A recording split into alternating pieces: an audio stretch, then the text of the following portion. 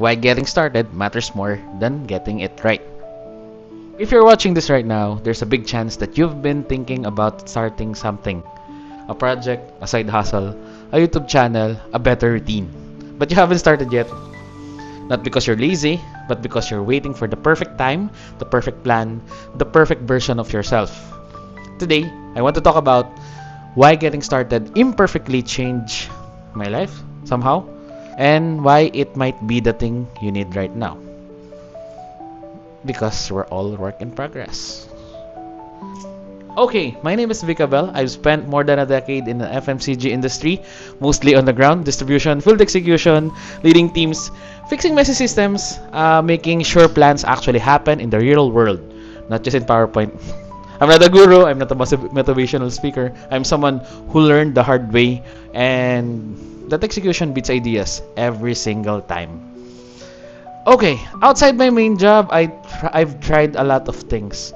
So, content creation, video editing, business ideas, side hustles, systems, templates, playbooks. Some worked, some didn't. Some never even left the notebook. That notebook. And here's the truth. With an H. And here's the truth. The only things that never gave me momentum were the things that I started before I felt ready. I weren't ready. Most people don't fail because they're incapable. They fail because they believe in these lies. I need more confidence. I need more time. I need more knowledge. I'll start when things slow down. But in real life, especially if you're working, leading teams, supporting a family, things never slow down. The momentum doesn't come before the action. The momentum comes because of the action. In FMCG, we have a saying, speed to market. The product that gets into the shelves first wins. Not the most perfect one, not the most beautiful one. The one that shows up. Life works the same way. You don't need a perfect routine. You need a working one. You don't need the best idea. You need the next executable step. Executable. If you're stuck right now, here's a simple framework I personally use. Make the first step so small that it feels almost stupid. Not start a business, but talk to one supplier. Not start a YouTube, but record one unlisted video, just like this one. Hope this one gets published.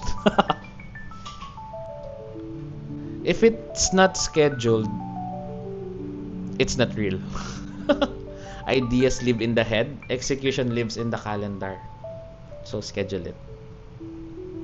Or not. Step 3, finish ugly. Your first output should be ugly.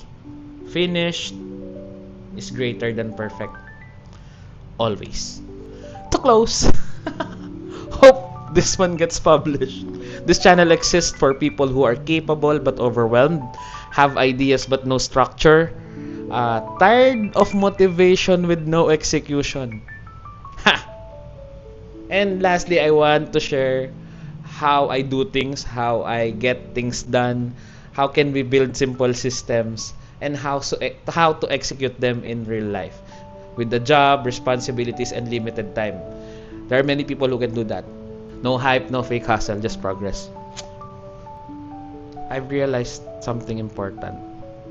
You don't wait until life is perfect to start. You start while many things are messy, while you're unsure, while you're still learning. Because clarity doesn't come from thinking, it comes from doing. If you're watching this and there's something you've been delaying, this is your sign. Don't overthink, don't optimize. Just start. If this message resonates, subscribe. I'll be sharing practical, execution-focused content every week. Tips and tricks on how to execute. What's one thing you'll start this week? So let's start with that. I'll see you in the next video. Okay, that's a teaser. Bye.